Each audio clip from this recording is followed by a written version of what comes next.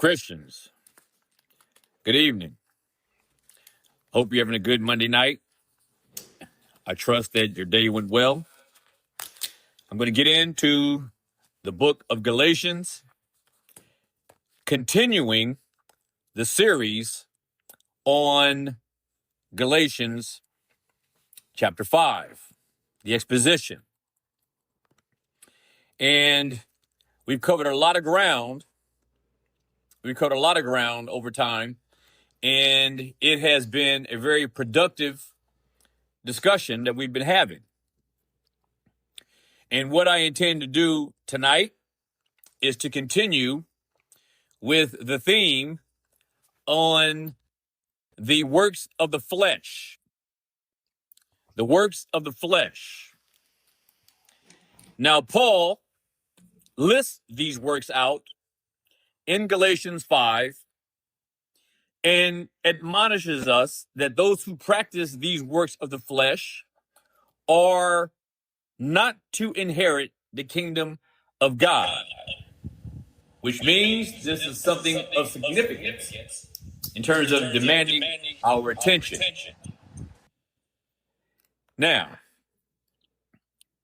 in Galatians, just by way of a brief review, Paul has been dealing with the Galatian believers who he was instrumental in their coming to a knowledge of the saving faith of Jesus Christ. A saving faith which is by justification by faith alone. They got to a point where they added some additional nuances to the salvation by grace, which means that they would pervert the gospel. And by perverting the gospel, it is no longer the gospel. So, Paul sends them this letter to address this very subject, to reinforce that salvation is by faith alone, apart from any works of any law, which he makes clear in Galatians chapter 2, in verses 15 and 16, where it says, "We who are Jews by nature and not sinners of the Gentiles, knowing that a man is not justified by the works of the law, but by the faith of Jesus Christ. Even we have believed in Jesus Christ that we might be justified by the faith of Christ, and not by the works of the law. For by the works of the law shall no flesh be justified." That is, no flesh shall be justified by any works of any law whatsoever. Paul here was dealing with the addition that the Galatians had begun to embrace as a result of influence by the Judaizers, who basically let the Galatians know that it is fine to embrace this justification by faith so long as that salvation that you believe is being obtained includes a circumcision of the flesh. And it is to this where Paul needed to reply to make them understand that any addition of any law to grace is no longer grace.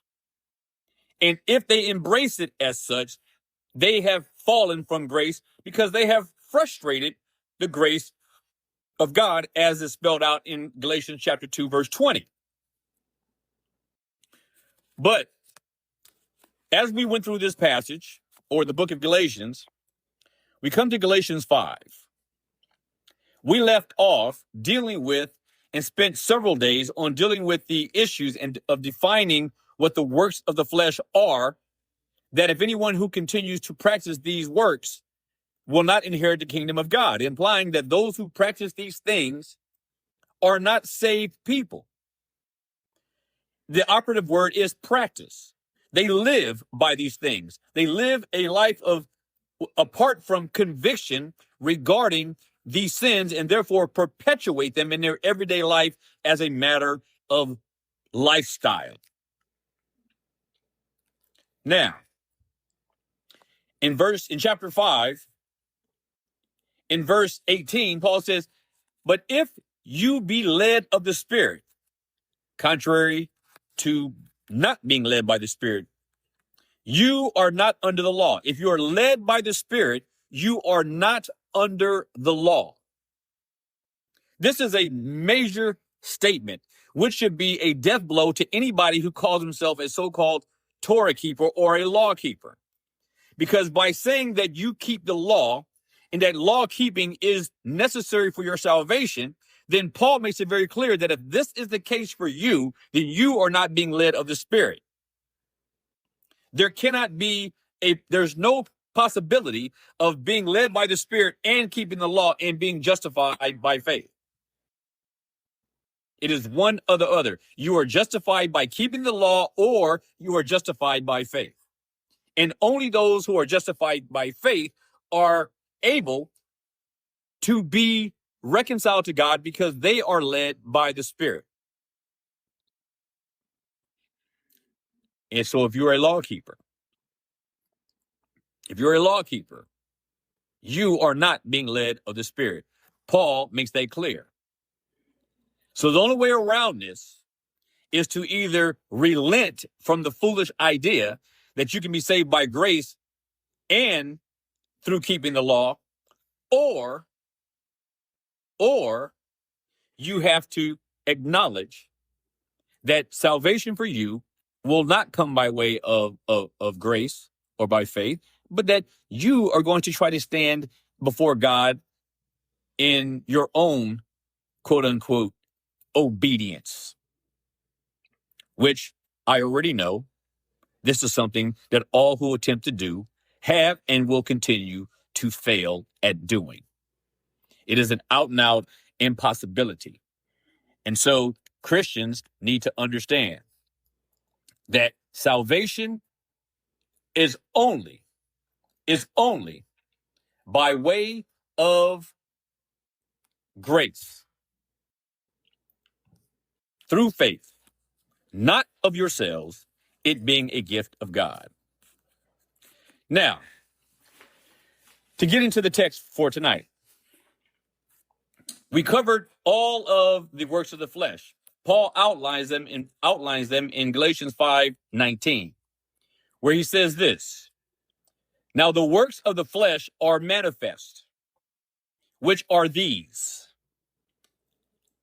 adultery and fornication, uncleanness, lasciviousness." These can be adequately categorized as sensual sins. Sensual sins. Verse 20, he adds idolatry and witchcraft. These would be, as we said before, religious sins. Religious sins. And then he goes on to say hatred, variance, emulations, wrath, strife, seditions, and heresies. In verse 21, envyings, murders, drunkenness, and revelings, and such the like. All of these can come under the category of social sins or social works of the flesh. So you have sensual sins, religious sins of the flesh, and social sins of the flesh. We've dealt with all of these at length, except for one. And I wanted to hold this one for last and for this particular session tonight. And that is when he talks about murders or slayings. And I wanted to do this for a reason, because I know that what this is, for the most part, I don't need to explain in any significant detail. We all know what it is to take another life. Maybe not by experience in a literal sense, but we know what it means in an ideological sense. We know what it means to take someone's life. However that is done, we know what that means, taking another life. So I don't think that I need to spend a whole lot of time on dealing with what that means. In these other categories, some things are worthy of explanation, but this one is one that we are all well acquainted with. well acquainted with. And so, but what I want to deal with on this subject of slaying, I'm not going to use schmurder. I can't stand that comment, that statement, but let's just refer to it as slayings, taking a man's life, something along those lines. So anyway, to slay another man in the old covenant, these things were handled with swiftness. And God gave laws regarding those who intentionally took another man's life. Most of us who know the Word of God know what the penalty is under the old covenant, what the penalty is to take a life. In other words, if you took a life, your life was taken. If it was, like Brother Michael says, it was an eye for an eye. You take a life, your life is therefore taken from you. That was the law. That was the law. And so this is something that no one quarreled with regarding that situation.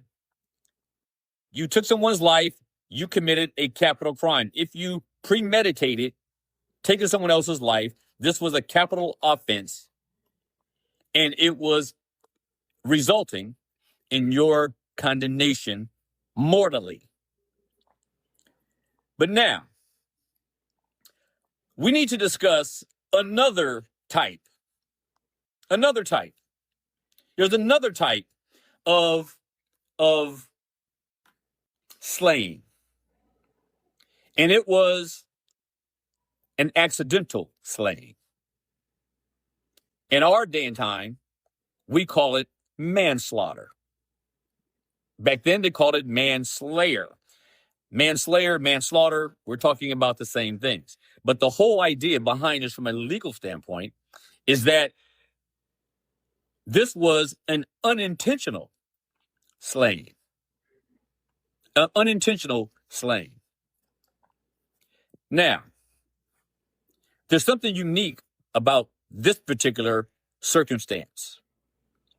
There's something unique about this particular circumstance. But before I talk about that, I want to bring something to your attention, which maybe you might not be aware of. Because there were 5 principal laws that were made by men that God never made. There were 5 principal laws that the Jews made up on their own and did not come from God. 5. Number 1 is, well, let me do this. Let me step back a little bit. I'm going to ask the panel. There are 5 laws that the Jews made up in their time that God never gave them. It didn't derive from God. They didn't get it from Moses. It wasn't ceremonial and it wasn't moral. But they were man-made, culturally developed laws. And there's 5 of them. And I want to ask the panel to try to render a guess. I'll give everybody a chance to answer that and see if we can get all 5 of them before we get to the last person. So let's start with Sister Tyson. How are you tonight? Good. You doing okay? I'm doing all right, sister. How are you? So no healing on the Sabbath? Nope. That wasn't it. No. Dang. Nope. You want to give him another try? No, you can go ahead. Now keep in mind, these are laws. These are laws that God did not make up, that they made up and followed. Brother Jeff, you got, huh? No, I know he said they couldn't work on the Sabbath, but I think, they transformed that on their own into you can't heal on the Sabbath. So But I could be wrong. That was just the first thing that came to my mind. Yeah, no, they didn't make a law. Well, there was a law about not working on the Sabbath, but they took it to it took an existing law to an extreme. So what I'm talking about is an actual law that was made by them that they observed that God did not give them. Brother Jeff, man of God, what do you think? I got nothing. Meg's put some stuff in the comments. I don't know about that. I mean, when I think about, I don't have anything. Brother Jeffrey, encouraging servant. Well, I'm sitting here drawing a blank too, Jonathan. The Jews were famous for, or the Pharisees were famous for making laws that, the people couldn't follow. But like my brother Jeff above, I am kind of getting a zero here. So I'm just going to step out and let somebody else take a shot at it. That's all right. That's all right. Brother Canaan. Good evening, Brother Jonathan and panel. God bless everyone. And I also am not certain about this one, and so I'm excited to hear what it is because, like some people have commented before, they took things beyond what God had given them, and so I'm curious as to see what they are as well. But I genuinely don't know. Yep. All right. That's fair. Fair enough. Sister Candy. Oh, I got the whole group stumped so far. I like this. This is kind of fun. Sister Candy, your thoughts? Stumped. I like it. Oh, 7 out of, or what is 5 out of 5 so far, I think, or 6 out of 6. Sister Lisa, can you think of anything? No, I honestly, I don't have any idea. All right. So I'll list them for you. But there's 5, and I want you to focus on, we're going to talk about the last one. So the other ones we're not going to talk about. Number 1, the law of divorce. The law of divorce. This was something that God never gave them. He never gave them. Now, it wasn't a part of any of his laws. They were already doing this. But what God ended up doing, because of their getting out of control, and with the abuse of this whole thing, leaving their wives or their husbands for whatever reason, he allowed Moses to grant them a certificate of divorcement. But it was never a law that God made for divorce. And Christ clears this up for us later. And it's not about him supporting it. It's about him regulating it. And see, this is the problem that most people have when it comes to these kind of things. Like Brother Brian is saying, these weren't things that God supported. But he did end up coming around behind the cultural phenomena that was being introduced by the Jews, and he began to regulate it. So the law of divorce wasn't something that he invented, although he did sanction them after the fact to give a certificate of divorcement under certain conditions to regulate it so that people weren't leaving their wives or husbands for no reason. Go check it out. God never gave it as a law.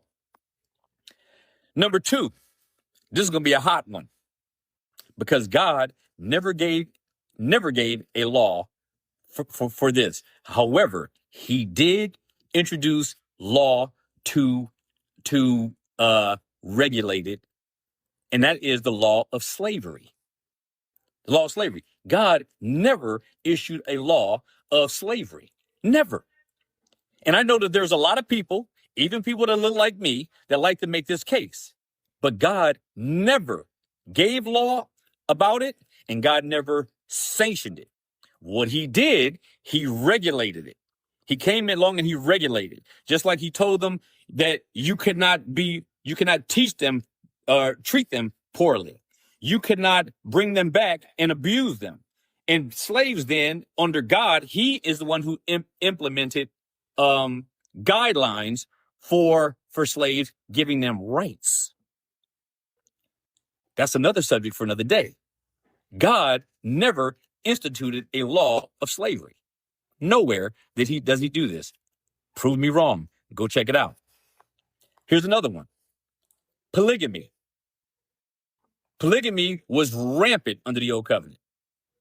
but it wasn't part of the covenant. God never gave a law regarding polygamy. He always said marriage was between one man and one woman. And they decided to make their own law regarding marriage and had multiple wives. Today, we have people of the same sex marrying each other. Man-made. But polygamy, we see it throughout the Old Testament. Almost all of these men, many of them, David, all of them, they had multiple wives. But polygamy was never something that God authored or sanctioned. Never did. Never did. And then there was number 4, the law of oaths and vows. We learn that we are supposed to not make oaths and vows. We're admonished to not do this. And just something that came from God. But this was God never authorized or said, I need you to make vows, or you should be making vows, or you should be making oaths. To the contrary, he said to avoid it.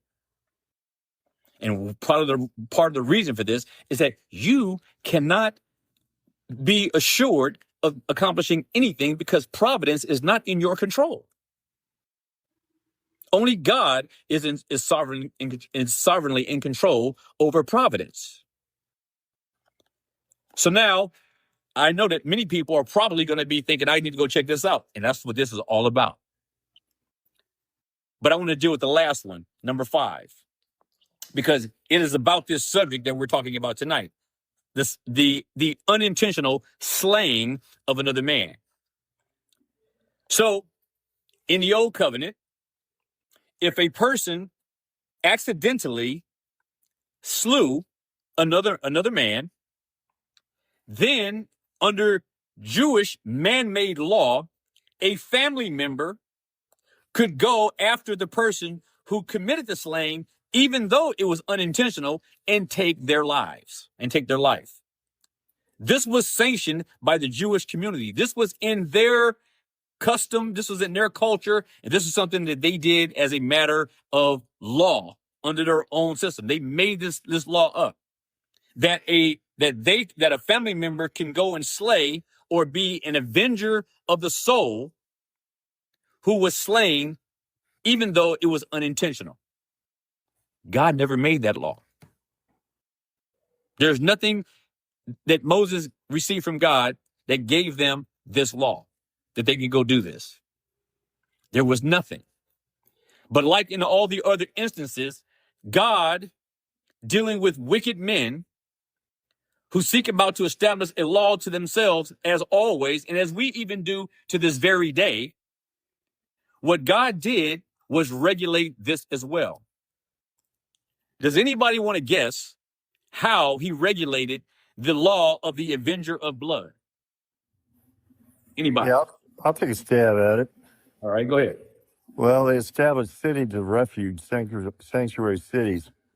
And if you felt that you were, that you had done this accidentally and that you'd be, stoned for it or whatever, then you could run for it to avoid the avenger of blood. The avenger of blood could not enter the city and kill you.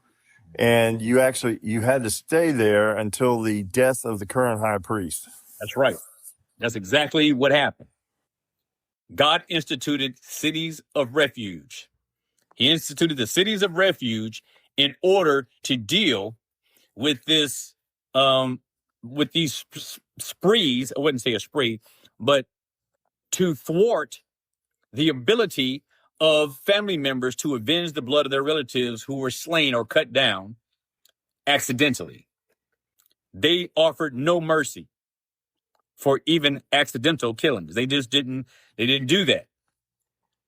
But God, in his infinite wisdom, he instituted the cities of refuge. He instituted the cities of refuge, and these cities of refuge is where the manslayer would go in order to avoid being taken out himself.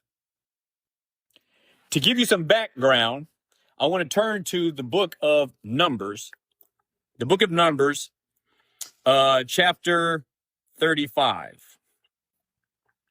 The book of Numbers 35. And hold on, let me get it up here again. So in the book of Numbers, chapter 35, I'm going to start at verse 11. Then you shall appoint cities to be cities of refuge for you, that the slayer may flee there who accidentally killed another person accidentally. They shall be unto you cities for refuge from the avenger, that the manslayer should not die, until he stand before the congregation in judgment. And of these cities, which you shall give, 6 cities shall you have for refuge. You shall give 3 cities on this side of the Jordan, and 3 cities shall you give in the land of Canaan, which shall be cities of refuge. These 6 cities shall be a refuge, both for the children of Israel and for the stranger, and for the stranger, and for the sojourner among them, that everyone that kills any person unawares may flee there. Now, let me stop there for a second. Anybody want to venture a guess or want to give an application as to why it didn't just include a sanctuary city for Israel, but these cities of refuge were also for sojourners and the strangers? Anybody want to render an application for that in this context? I'll take a go to foreshadow the one body of Christ, the application of them joining into the bond. Okay, you're on the right track. Add a little bit more to it. I'll let somebody else take it. But you're right, but there's one more element that needs to be added to it to complete it. Anybody else? Because it is a foreshadowing, like Tyson said. But what else? What is it foreshadowing? The inclusion of the Gentiles? Yes, that's exactly right. Sojourners and strangers were Gentiles. That's what they were. And it's foreshadowing that. So, verse 16. And if he smite him with an instrument of iron so that he die, he is a murderer. And then he goes on and he lists different things that a person can do that intentionally take somebody's life. Okay? But then he goes on and he comes down to verse 28. I'm going to skip a lot of this. In verse 28, he says, in verse 27, the revenger of blood find him without borders of the city, of his refuge, and the avenger of blood kill the slayer, he shall not be guilty of blood. But he should have remained in the city of his refuge until the death of the high priest.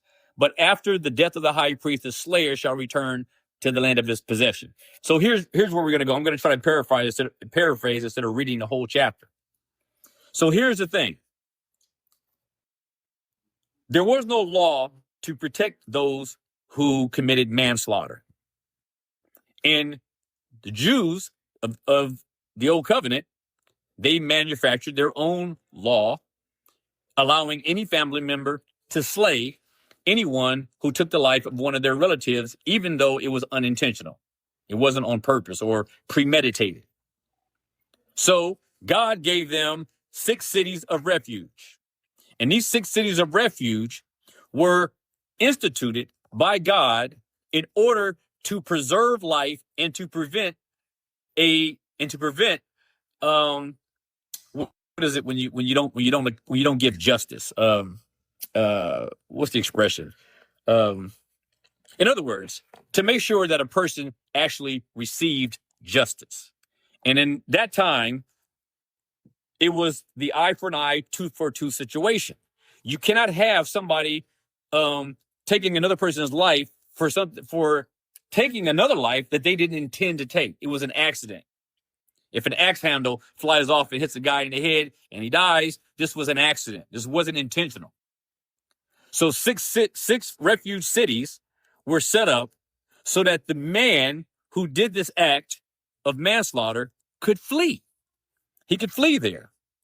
Now, there were several things that we need to consider when it came to this whole thing. So when these people did this, it was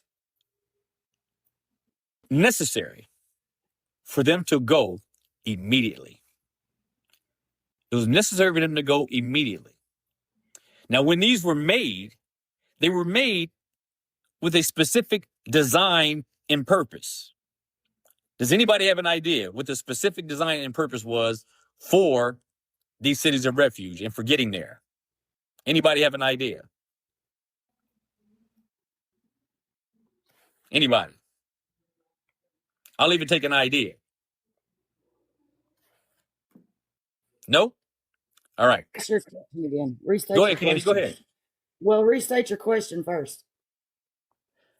So, if a person committed this act, they knew they were in trouble. And they also knew that a family member would be coming after them. So, the cities of refuge were set up a certain way on purpose. What way were they set up? How were they set up?